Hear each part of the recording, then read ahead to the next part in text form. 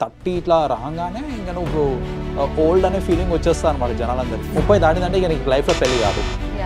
Are నువ్వు చేసుకున్నా compromise అయ్యి దొరికిన వాళ్ళు చేసుకోవాలి తప్ప నీకు నచ్చిన వాళ్ళు దొరకరు అని ఇలాంటి స్టేట్మెంట్స్ పాస్ ఆన్ చేస్తుంటారు కదా, అది ప్రెషర్ క్రియేట్ చేస్తుంది అనమాట.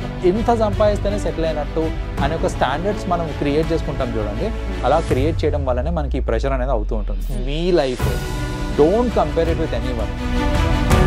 హాయ్ హలో నమస్తే, welcome back to our channel. నేను మీ వైషు.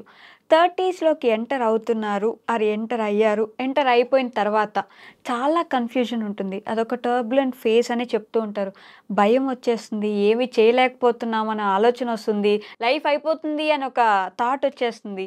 అసలు ఆ ఫేస్ ఎందుకు అంత కన్ఫ్యూజింగ్గా ఉంటుంది? ఈ విషయం గురించి మాట్లాడడానికి ఈరోజు నాతో పాటు రామ్ మెట్టు గారు ఉన్నారు, లైఫ్ కోచ్. సార్తో మాట్లాడదాం. హలో సార్, నమస్తే. నమస్తే అండి. Late 20s and 30s enter అవుతున్నారంటే అదొక కన్ఫ్యూజన్, భయం, ఏం చేయలేకపోతున్నాము, అయ్యో లైఫ్ అయిపోతుంది అని ఒక ఇది వచ్చేస్తుంది. ఎందుకని అంటారు? ఎందుకని ఆ ఫేస్ అంత భయంకరంగా ఉంటుంది అందరికీ? ఆల్మోస్ట్ 30sలో స్పెషలీ ఎవరైతే ఉన్నారో చాలా చేంజెస్ ఇన్ లైఫ్ అవుతూ ఉంటాయి. అండ్ ఆ నెంబర్కి ఒక ప్రత్యేకత ఉంది. సో దాంట్లో మోస్ట్ ఇంపార్టెంట్ ఏంటిది అని అంటే, పెళ్లి విషయంలో 29.5 వరకు కూడా ఓకే. 30 నెంబర్ రాగానే అరే అంకుల్ వీడు no rejection start. You know profiles ఏంటంటే ఇప్పుడు చూసేటప్పుడు కూడా 30 సంవత్సరాల అని అంటారు, 29 వరకు ఓకే, ఆ ఫీలింగ్ రాదు. రైట్, 30 టచ్ కాగానే ఏంటంటే ఇక ఆ ప్రొఫైల్ని రిజెక్ట్ చేయడం స్టార్ట్ చేస్తూ ఉంటారు అనమాట. లేక 30 years ఓల్డ్ పండు ముదురు టెంక అన్ని స్టార్ట్ చేస్తుంటారు అనమాట వాళ్ళు. సో బేసిక్గా ఏంటంటే ఆ నంబర్ ఇస్ వెరీ స్కేరీ. 30 ఇట్లా రాగానే ఇంకా నువ్వు ఓల్డ్ అనే ఫీలింగ్ వచ్చేస్తా అనమాట జనాలందరికీ. అది అబ్బాయిలు కానివ్వండి అమ్మాయిలు కానివ్వండి, సేమ్ స్టేషన్. సో అక్కడ ఏమవుతుంది అని అంటే, సమ్మన్ ఈ 30 years అప్రోచ్ అవుతున్నారు బట్ ఇంకా పెళ్లి కాలేదనుకో, వాళ్ళకు ఒక సోషల్ ఒక మెంటల్ ప్రెషర్ క్రియేట్ అవుతూ ఉంటుంది అనమాట ఫ్రమ్ ది సొసైటీ. సో అందరూ ఏంది అంటే ఇక నీకు 30 సంవత్సరాలు వచ్చినా ఇంకా పెళ్లి కాలేదా, ఇక క్వశ్చనింగ్ స్టార్ట్ అవుతూ ఉంటుంది. నీకు 30 చాలా మంది ఇంకొక రాంగ్ నోషన్ ఏం పెడతారంటే, నీకు పెళ్ళి అయితే 30 లోపే అవుతుంది, 30 దాటిందంటే ఇక నీకు లైఫ్లో పెళ్లి కాదు. ఆర్ నువ్వు చేసుకున్నా కాంప్రమైజ్ అయ్యి దొరికిన వాళ్ళు చేసుకోవాలి తప్ప నీకు నచ్చిన వాళ్ళు దొరకరు అని ఇలాంటి స్టేట్మెంట్స్ పాస్ ఆన్ చేస్తుంటారు కదా, అది ప్రెషర్ క్రియేట్ చేస్తుంది అనమాట. So that is primary thing. ఏంటంటే ఆ 30sలో ఉన్న వాళ్ళకి ఈ మ్యారేజ్కి సంబంధించి ప్రెషర్ ఒకటి వస్తుంటుంది. ఎక్కువ సమాజమే భయపడుతుంది. సమాజమే భయపడుతుంటుంది ఆబ్వియస్లీ. ఇంకొక నోషన్ ఏంటంటే పెళ్లికి సంబంధించేది కూడా, సరే మీరు 30 అయ్యే లోపు పెళ్లి చేసుకున్నారు బాగానే ఉంది, లైక్ 27, 28, 29 పెళ్లి చేసుకున్నారు బాగానే ఉంది. ఇప్పుడు ఇంకొక ప్రెషర్ ఏం పెడతారంటే, 30 లోపు నువ్వు పిల్లల్ని కానీ లేదనుకో నీ తర్వాత పిల్లలు పుట్టారు, or it is too tough. ఈ ప్రెషర్ కూడా స్టార్ట్ అవుతుంది అనమాట. ఏందనంటే నువ్వు 30 లోపు పిల్లల్ని కానేయాలనేసి. అంటే బేసిక్గా 30 లోపు నువ్వు పెళ్లి చేసేసుకోవాలి, పిల్లలు కూడా కానేసేయాలి. సెటిల్ అవ్వాలంటే దానికంటే ముందే కావాలండి.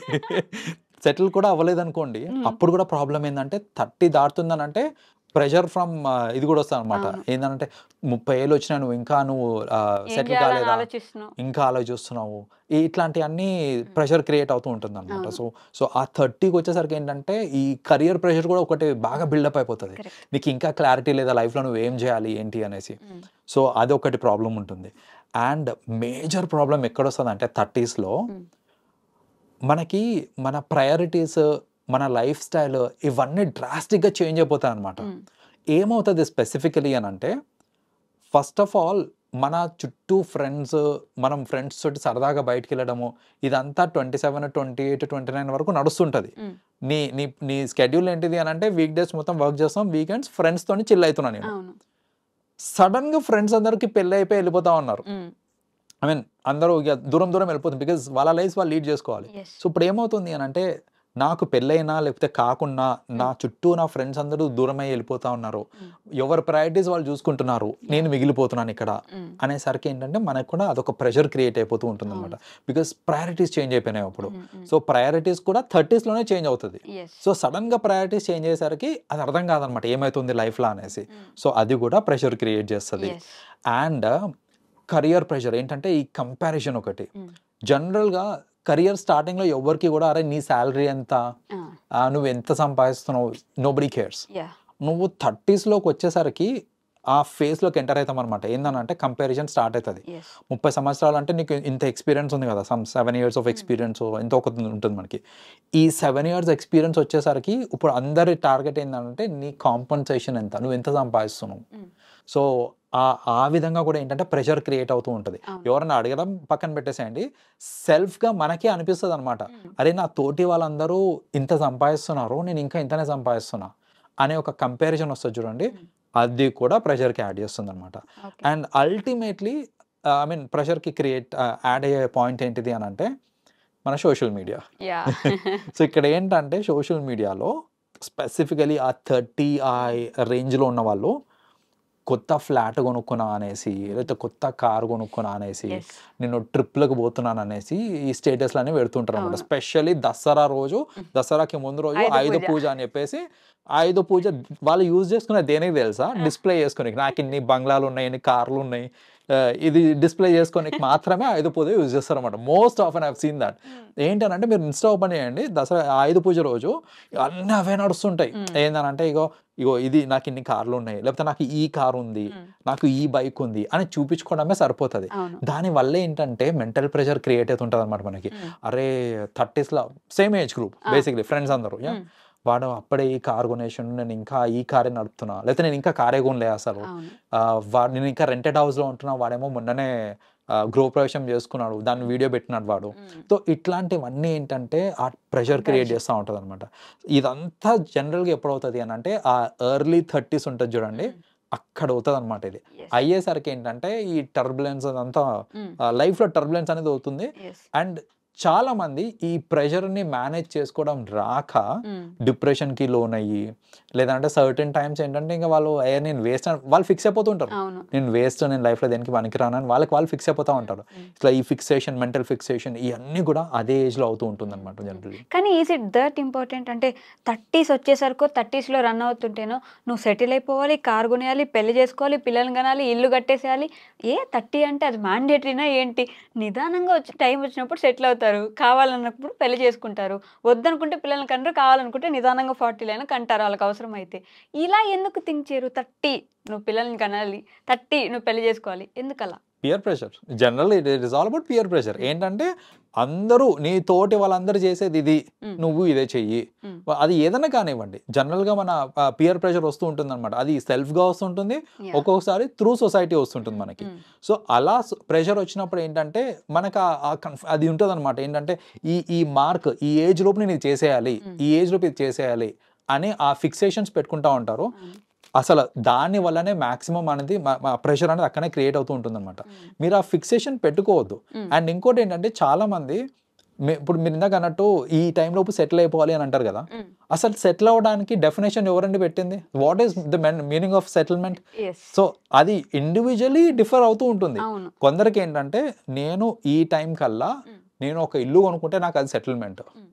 కొందరికి ఏంటి, నాకు ఒక ఇల్లు కాదు, నాకు 3 ఇల్లులు ఉంటే సెటిల్మెంట్. కొందరికి నాకు ఒక కారు ఉంటే సెటిల్మెంట్. కొందరికి ఏంటంటే నేను హ్యాపీగా ఉంటే చాలు, నాకు అది సెటిల్మెంట్. డబ్బులతో సంబంధం లేదు, నాకు ఏ ప్రెషర్ లేకుండా హ్యాపీగా ఉంటే అది సెటిల్మెంట్. నిజంగా చెప్తున్నాను, ఈ కార్లు బంగ్లా లేని వాళ్ళు అంతకంటే హ్యాపీగా ఎవరు ఉండరు. That is the best settlement చెప్పాలంటే. సో సెటిల్మెంట్ కి డెఫినేషన్ మారుతూ ఉంటుంది. మనం ఏంటంటే దాన్ని ఒక స్టీరియో టైప్ చేసి, నీకు డబ్బులు ఉంటేనే నువ్వు సెటిల్ అయినట్టు, నువ్వు ఈ పని చేస్తేనే నువ్వు సెటిల్ అయినట్టు, ఇంత సంపాదిస్తేనే సెటిల్ అయినట్టు అనే ఒక స్టాండర్డ్స్ మనం క్రియేట్ చేసుకుంటాం చూడండి. అలా క్రియేట్ చేయడం వల్లనే మనకి ఈ ప్రెషర్ అనేది అవుతూ ఉంటుంది అనమాట. So what I suggest is, అలాంటి స్టాండర్డ్స్ ఏమి క్రియేట్ చేసుకోకండి. మీ life don't compare it with anyone. మీరు హ్యాపీగా ఉన్నారా లేదనేది చాలా ఇంపార్టెంట్. మీరు మీ తోటి వాళ్ళు, మీ ఫ్రెండ్స్ కానివ్వండి, మీ ఫ్యామిలీ మెంబర్స్ కానివ్వండి, వీళ్ళు మీకు తినడానికి తిండుంది, ఉండడానికి ఇల్లుంది, right? You have a shelter. అది రెంటెడా పక్కన పెట్టేసేయండి. మీరు ఒక ఇల్లు ఉంది అండ్ మాట్లాడటానికి నలుగురు మీ చుట్టూ ఉన్నారు, టు షేర్ యువర్ ఫీలింగ్స్ కానివ్వండి. Trust me, that is life. అంతే, అది ఉంటే చాలు. అనవసరంగా మనము ఎక్కువ వాటికి పోయి ప్రెషర్కి గురయ్యి సెల్ఫ్ డౌటింగ్ అవన్నీ క్రియేట్ చేసుకోకండి. Go with your own face. చిన్న చిన్నగా మనం ఏం చేస్తున్నా నేను కొన్ని వీడియోస్లో చూస్తా, వాళ్ళ వైఫ్కి తలనొప్పి వస్తుంది, సౌండ్ ఉంటుంది, చాలా మంది ఉంటారు అక్కడ, కానీ వాళ్ళ హస్బెండ్ అది గమనించి రిమోట్ తీసుకొని టీవీ సౌండ్ తగ్గిస్తాడనమాట. ఆవిడ చెప్పనవసరం లేదు, కానీ గుర్తిస్తాడు.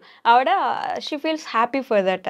అలా మనకి ఏం నచ్చుతుంది, మనం ఏం చేస్తే బాగుంటుంది అని ప్రతిరోజు గుర్తిస్తూ, వైఫే కాదు హస్బెండ్కైనా సరే అలా గుర్తించుకుంటూ ఇద్దరికిద్దరు ఎఫర్మేషన్ ఇస్తే బాగుంటుందా? ఈ 2 సంవత్సరాలకు ఒకసారో 3 సంవత్సరాలకు ఒకసారో పెద్ద సర్ప్రైజ్ ఏదైనా ప్లాన్ చేస్తే అది వర్కౌట్ అవుతుందంటారా? Definitely on a daily basis చిన్న చిన్న సర్ప్రైజెస్ అయితే ఇస్తూ ఉంటాం చూడండి, అవి చాలా వాల్యుబుల్. చెప్పాలంటే మీరు ఇచ్చే అతిపెద్ద సర్ప్రైజ్ కంటే కూడా ఈ డైలీ బేసిస్ మీద ఇచ్చే చిన్న చిన్న సర్ప్రైజెస్ చాలా ఎఫెక్టివ్ అండ్ చాలా వాల్యుబుల్ కూడా ఇన్ ఎ రిలేషన్షిప్. ఎందుకంటే సో ఇప్పుడు ఫస్ట్ ఆఫ్ ఆల్ పెద్ద సర్ప్రైజ్ ఇద్దాము అనుకోండి, అది ఎలాగో రెగ్యులర్గా ఇవ్వరు, ఎప్పుడో ఒకసారికి ఇస్తారు. అది ఇవ్వడానికి టైం పడుతుంది. ఈ లోపు మీరు చిన్న చిన్న సర్ప్రైజ్లు ఇచ్చుకోవట్లేదు అనుకోండి, అప్పుడు ఏమవుతుంది అని అంటే ఫస్ట్ ఆఫ్ ఆల్ రిలేషన్షిప్లో కొంచెం క్రాక్ అనేది ఫామ్ అయిపోతుంది. సో ఆ క్రాక్ ఫామ్ అయిన తర్వాత మీరు ఎంత పెద్ద సర్ప్రైజ్ ఇచ్చినా దాని ఎఫెక్టివ్నెస్ ఉండదు. సో అలా క్రాక్ రాకుండా ఉండాలి అని అంటే ఖచ్చితంగా ఆన్ అ డైలీ బేసిస్ చిన్న చిన్న సర్ప్రైజెస్ చాలా ఇంపార్టెంట్ అనమాట. సో దాట్ చాలా మంది ఏంటంటే సర్ప్రైజ్ అనేసరికి మెన్ టు ఉమెన్ అనుకుంటారే, కానీ విమెన్ టు మెన్ అవసరం లేదు అని అనుకుంటారు, బట్ రెండు అవసరం. సో బేసిక్గా ఏంటంటే ఒక సర్ప్రైజ్, ఒక you know in a relationship husband wife కి ఎన్నిసార్లు అయితే చిన్న చిన్న సర్ప్రైజెస్ ఇస్తారో అన్నిసార్లు వైఫ్ కూడా హస్బెండ్ కి ఇవ్వాలి. సో సర్ప్రైజెస్ అని అంటే చాలా మంది ఏమనుకుంటారంటే అది డబ్బులతో కూడింది కదా అని అనుకుంటారు, కానీ సర్ప్రైజ్ అనేది మానిటరీ టర్మ్స్ లోనే అవసరం లేదు. మెనీ సర్ప్రైజెస్ ఉండొచ్చు అనమాట, చిన్న చిన్న సర్ప్రైజెస్. ఫర్ ఎగ్జాంపుల్ ఇప్పుడు అన్ప్లాన్డ్ డిన్నర్ అవ్వచ్చు, చిన్న చిన్న dinners, like unplanned dinner. Sudden గా నువ్వు తొందరగా నీకు నాకు వర్క్ ఉంది అని చెప్పేసి, అంటే డిన్నర్ అని చెప్పకుండా ఇంటికి రాగానే let's go for a dinner today అని చెప్పారు, that's a surprise. You know complimenting certain things కూడా ఇన్ఫాక్ట్ చెప్పాలంటే it's a surprise, because generally complimenting రాదు, suddenly you're complimenting, that's a surprise to the other person. So అలా ఏంటంటే చిన్న చిన్న surprises చాలా important on a daily basis అనమాట. చేసినప్పుడు ఏమవుతుంది అని అంటే ఆ రిలేషన్షిప్ స్ట్రాంగ్ అవుతుంది. అండ్ ఇన్ అ వే మనం ఏం కన్వే చేస్తున్నాం అని అంటే you are valuable to me, and మీరు ఇన్ అ వే చెప్పాలంటే లవ్ ని కన్వే చేస్తున్నారు అక్కడ మీరు మీ పార్ట్నర్ పట్ల. సో ఆ లవ్ కన్వే చేయడం on a regular basis is important. ఒక్కటేసారి పెద్ద సర్ప్రైజ్ ఇస్తాను అంటే అది వర్కౌట్ కాదు. అయితే ఈ టోటల్ సినారియోలో ఒక మిస్టేక్ జరుగుతుంటుందండి, I will talk about that. ఏంటంటే వన్ ఆఫ్ ది పార్ట్నర్స్, నేను నా పార్ట్నర్ని సర్ప్రైజ్ చేయాలి అని ఫుల్ ఎంతూజియాజంతో ఏదో చేస్తారు, సర్ప్రైజ్ ఇస్తున్నారు అని ఎంతో కొంత గ్రహించేస్తారు ది అదర్ పర్సన్. గ్రహించి వాళ్ళు ఏదో ఎక్స్పెక్ట్ చేస్తారు, ఇది చేస్తున్నాడేమో, ఇట్లా చేస్తున్నాడు. సపోజ్ అమ్మాయి సరే నాకు ఏమైనా గోల్డ్ కొనిస్తాడేమో ఇవ్వాలి అనేసి షీ ఎక్స్పెక్టెడ్ సంథింగ్, కానీ అల్టిమేట్లీ అది గోల్డ్ కాదు, ఒక రెస్టారెంట్కి వెళ్ళి మేము డిన్నర్ చేస్తున్నామని అర్థమైంది. అర్థమైనప్పుడు ఏమవుతుంది అంటే డిసప్పాయింట్మెంట్ చూపించేస్తారు. అది మీరు పెట్టుకున్న ఊహాగానం, ఏంటంటే గోల్డ్ కొంటాడేమో అనేసి, ఆయన చెప్పలేదు మీకు, రైట్?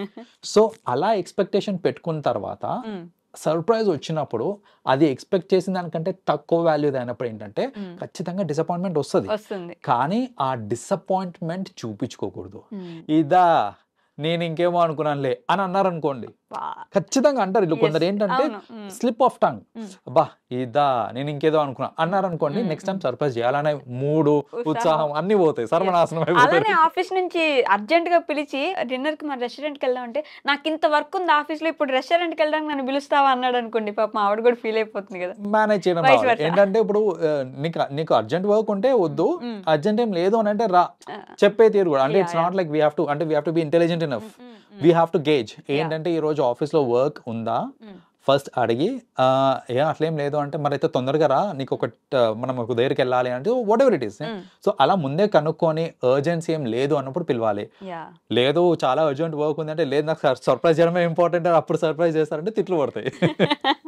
సో డిసప్పాయింట్మెంట్ అనేది మనం ఎక్స్పెక్ట్ చేసినప్పుడు ఆటోమేటిక్గా డిసప్పాయింట్ అవుతాం, కానీ అది చూపించకుండా ఉండడం చాలా కష్టం కదా. ఆ నిమిషానికి వెంటనే వచ్చేస్తుంది. పాపం ఎదుటి వ్యక్తి ఎంతో ప్లాన్ చేసి ఉండొచ్చు ఆ డిన్నర్ కోసం కూడా, కానీ ఆ డిసప్పాయింట్మెంట్ చూపించకుండా ఎలా ఉండాలి మనం? చూపించకుండా ఉండాలంటే ఫస్ట్ ఆఫ్ ఆల్ డిసప్పాయింట్మెంట్ రాకుండా ఉండాలండి. అది రాకుండా ఉండాలి అని అంటే ఎక్స్పెక్టేషన్స్ పెట్టుకోకండి. మీరు ఒక రిలేషన్షిప్లో ఉన్నారు అని అంటే మీరు ఎక్స్పెక్టేషన్స్ ఎంత ఎక్కువ పెట్టుకుంటారో అంత డిసప్పాయింట్మెంట్ మీకు వస్తుంది. అలా కాకుండా గో విత్ ద ఫ్లో. మీరు ఎక్స్పెక్టేషన్స్ పెట్టుకోకండి. ఆ చిన్న చిన్న సర్ప్రైజెస్ కూడా ఏంటంటే ఇట్ విల్ క్రియేట్ ఎక్సైట్మెంట్ అనమాట. సో ఇప్పుడు నేను సర్ప్రైజ్ ఇస్తాను అనగానే మీరు ఏమిస్తాడు, ఏమై ఉంటుంది అని ఇట్లా ఆలోచించడం స్టార్ట్ చేయకండి. ఓకే ఇస్తా అన్నాడు కదా, వెయిట్ ఫర్ ఇట్, అంతే. ఆర్ అసలు సర్ప్రైజ్ ఇస్తాడని కూడా మీరు ఎక్స్పెక్ట్ చేయకండి. అలాంటి టైంలో సర్ప్రైజ్ మీకు వచ్చింది అనుకోండి, అప్పుడు that will create a lot of happiness అనమాట. సో అందుకనే ఏంటంటే మీరు ఎక్స్పెక్టేషన్స్ పెట్టుకోకుండా ఉన్నారు అని అంటే ఆ ఇచ్చే చిన్న చిన్న సర్ప్రైజ్లు కానివ్వండి, పెద్దది కానివ్వండి, that will have some value అనమాట. మీరు ముందే ఊహించేసుకొని లేదా ఎక్స్పెక్టేషన్స్ పెట్టేసుకున్నారంటే ఖచ్చితంగా డిసప్పాయింట్మెంట్ తప్ప ఇంకేమీ రాదు మనకి. సో ఉమెన్ కి సర్ప్రైజ్ చేయడానికి చాలా ఐడియాస్ ఈ మధ్య ఆల్మోస్ట్ అబ్బాయిలు చేస్తూ ఉంటారు కాబట్టి ఐడియాస్ ఉంటాయి. మెన్ ని ఎలా సర్ప్రైజ్ చేయగలం, వాళ్ళు హ్యాపీగా ఫీల్ అయ్యేలాగా, వాళ్ళకి తెలియకుండా అసలు ఎలా సర్ప్రైజ్ చేయగలరు ఉమెన్? సి మెన్ కి సర్ప్రైజ్ ఎలా చేయాలి అని అంటే you have to read your partner అండి. యాక్చువల్గా ఏంటంటే వాళ్ళకి ఏమి ఇష్టం అనేది యూ హ్యావ్ టు అండర్స్టాండ్.